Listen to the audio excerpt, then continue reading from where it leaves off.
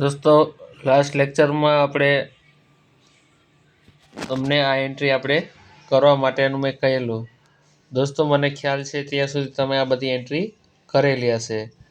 તો આપણે આ બધી એન્ટ્રી ટેલિપ્રાઇમમાં આપણે ચેક કરીને જોઈ લઈએ. દોસ્તો, આપણે સૌથી પહેલાં સન્ડ્રી ક્રેડિટરના બધા લેજર આપણે બનાવી લીધા છે. હવે દોસ્તો, પરચેજ એકાઉન્ટમાં આપણે કેટલી એન્ટ્રી થઈ છે આપણે ચેક કરી લઈએ. દોસ્તો, આપણે પરચેસ રજિસ્ટર જોવા માટે આપણે સૌથી પહેલાં જઈશું ડિસ્પ્લે મોર રિપોર્ટ ઉપર. ડિસ્પ્લે મોર રિપોર્ટ ઉપર, ત્યારબાદ આપણે એકાઉન્ટ ઉપર, ત્યારબાદ તમને અહીંયા નીચે પરચેસ રજિસ્ટર તમને અહીંયા ખ્યાલ દેખાતો હશે. પરચેસ રજિસ્ટરમાં તમે એન્ટર કરશો એટલે આપણી મે મહિનાની પરચેસની ટોટલ એન્ટ્રી અહીંયા આવી જશે. તો આપણે એન્ટર કરીશું. તો આપણે આગળના છેલ્લા દિવસે 2 એન્ટ્રી આપણે કરેલી હતી. એક તો જિંદાલ હાર્ડવેર પાસેથી આપણે પરચેસ કરેલું છે 30,000નું, અને કેબી હાર્ડવેર પાસેથી આપણે મટીરિયલ પરચેસ કરેલું છે ₹1,10,000. તો દોસ્તો, હવે આગળની એન્ટ્રી આપણે 1-2 એન્ટ્રી આપણે કરી દઈએ જેથી તમને ખ્યાલ આવે. એક એન્ટ્રી કરી લીધી છે મેં. બીજી એક એન્ટ્રી હું તમને રિવાઇઝ થાય એ માટે હું તમને બતાવી રહ્યો છું.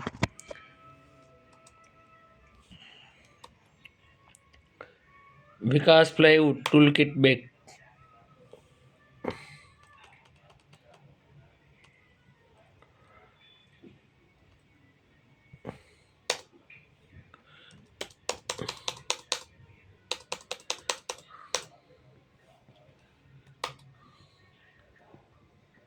વિકાસ પ્લાયવુડમાંથી આપણે શું લીધેલું છે? Tool kit bag. Purchase account, tool kit bag. તો એનું લેઝર આપણી પાસે નથી.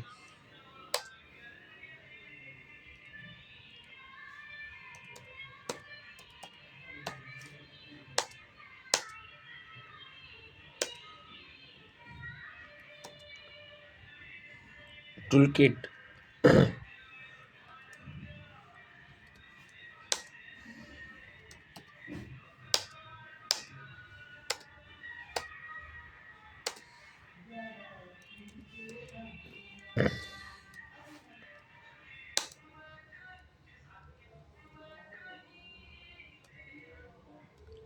યુક્યુસી આપણે લઈ લેશું. ટૂલ કિટ છે એ આપણે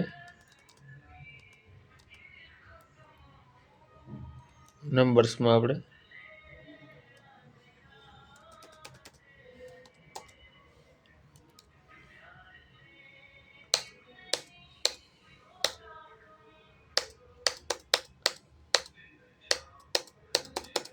નંબર્સ આપણે જો બીજી વાર નથી બનતું કારણ કે ઓલરેડી છે જ નંબર્સ, બરોબર.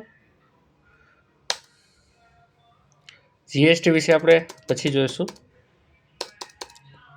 સિમ્પલ ટૂલ કિટ બેગ છે. કેટલા નંગ લીધેલી છે આપણે? 40 નંગ 1100ના હિસાબે.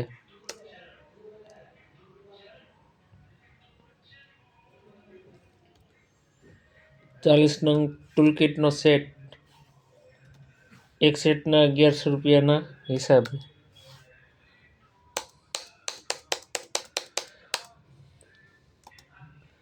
દોસ્તો, હવે આપણે બધી સેલ્સ પરચેસની એન્ટ્રી કરેલી છે. માની લો કે કંપનીનો ઓનર આપણને પૂછે, અથવા તો આપણા શેઠ અથવા તો આપણા મેનેજર આપણને પૂછે કે આપણું ટોટલ આઉટસ્ટેન્ડિંગ કેટલું છે, કોને કેટલા રૂપિયા ચૂકવવાના છે, તો એનો મને રિપોર્ટ આપો. તો આપણે કઈ રીતે આપી શકશું? તો દોસ્તો, એના માટે આપણે જઈશું. દોસ્તો, હું અત્યારે તમને એક પછી એક બધી વસ્તુ હું તમને કહેતો જાઉં છું જેથી કરીને તમને ખ્યાલ આવે કે તમારે કઈ રીતે રિપોર્ટ આપવાનો છે.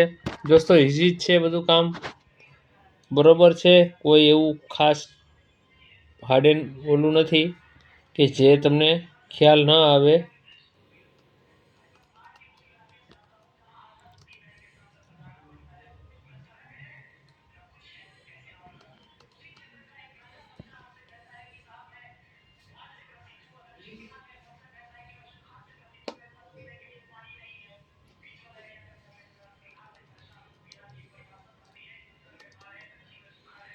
Statement of account.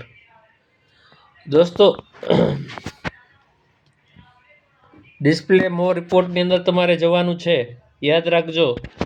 ત્યાર પછી તમારે જવાનું છે આપણે એકાઉન્ટ બુક્સની અંદર. એકાઉન્ટ બુક્સમાં સ્ટેટમેન્ટ ઓફ